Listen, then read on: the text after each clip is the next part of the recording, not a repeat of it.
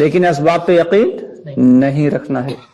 یہ ایک بڑا ہی باریک مسئلہ ہے کہ فرماتے ہیں ایمان جو ہے وہ امید اور خوف کے درمیان ہے، کہ اللہ تعالیٰ سے امید اتنی ہو کہ اللہ تعالیٰ ہمارے سارے چھوٹے بڑے سارے کے سارے گناہ معاف کر دیں گے، اور اگر دنیا کے سارے لوگ جہنم میں چلے جائیں گے لیکن پھر بھی اللہ تعالیٰ ہمیں معاف کر دیں گے اور جنت میں داخل فرما دیں گے۔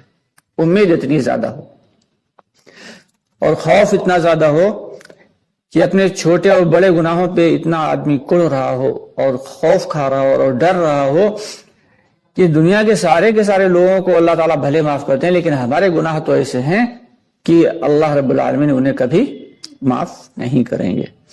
اب اتنا اس بات کا خوف بھی ہو تو دل کے اندر یہ جو خوف ہے اور یہ جو امید ہے کہ اللہ کی رحمت سے امید اور اللہ کا خوف، ان دونوں چیزوں کے درمیان ایمان رہتا ہے۔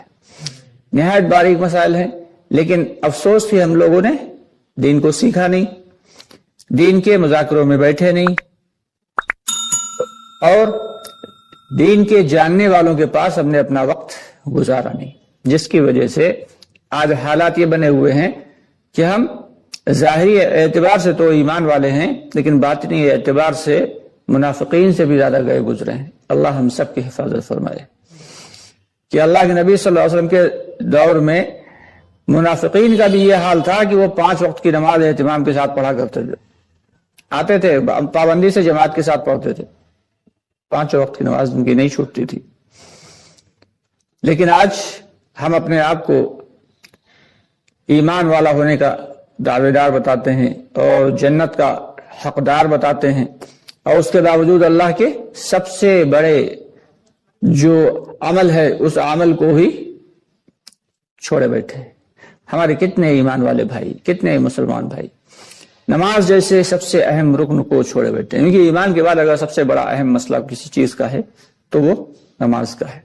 کہتے ہیں کہ اللہ رب العالمین کے یہاں سب سے پہلے نماز کے بارے میں سوال ہوگا، اور ایک حدیث کا مفہوم ہے کہ جس کی نماز صحیح نکلے گی تو اس کے باقی کے اعمال جو ہیں وہ اللہ تعالیٰ قبول فرما لیں گے، باقی کے نیک عمل قبول کر لیں گے، اور جس کی نماز ہی صحیح نہ ہوئی تو اس کے باقی کے اعمال بھی اکارت ہو جائیں گے، یعنی انہیں ابھی اللہ تعالیٰ قبول نہیں فرمائے گا۔ بندگی کا سب سے اونچا درجہ نماز کے علاوہ اس سے اونچا کوئی درجہ نہیں بندگی کا۔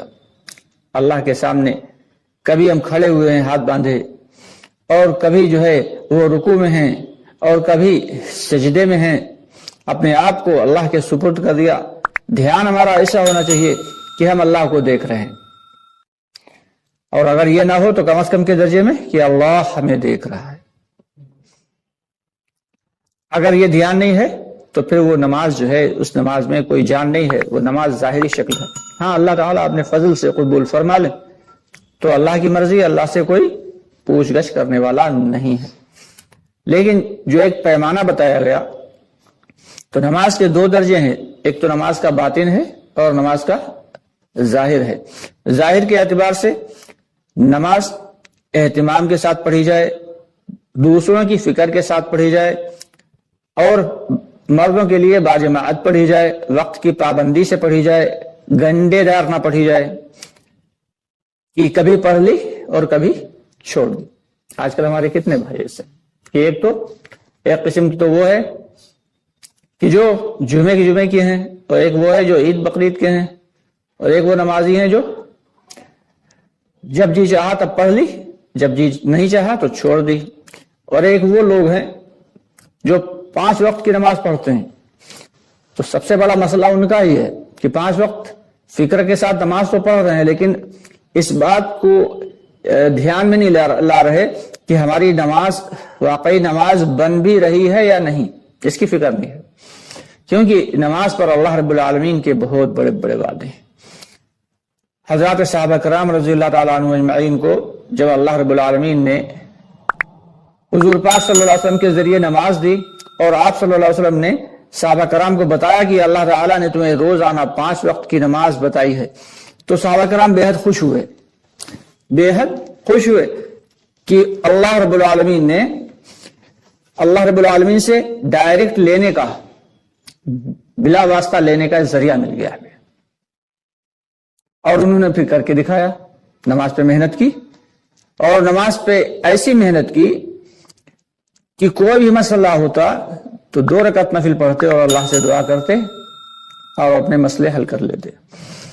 پکا پکایا کھانا منگوا لینا، دسترخوان آسمان سے اتروا لینا، مرے ہوئے بچے کو زندہ کرا لینا، مری ہوئی سواری کو زندہ کرا لینا، بارش میں چلتے ہوئے بھی پانی سے بچ جانا، یہ سب ایک عام سی بات تھی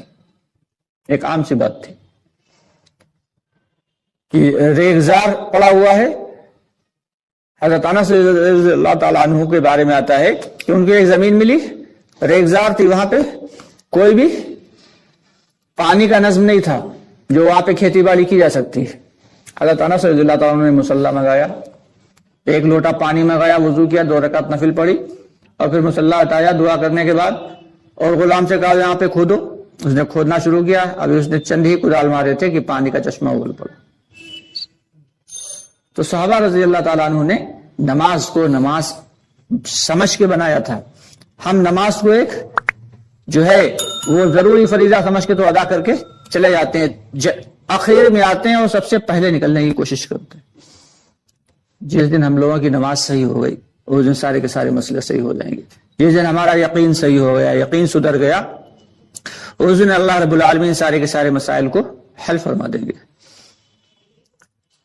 سب سے بڑی چیز جو ہے وہ یقین ہی ہے، یقین کے ساتھ نماز کو پڑھا جائے کہ اسی نماز سے ہمارے سارے مسائل اللہ رب العالمین حل فرمائیں گے۔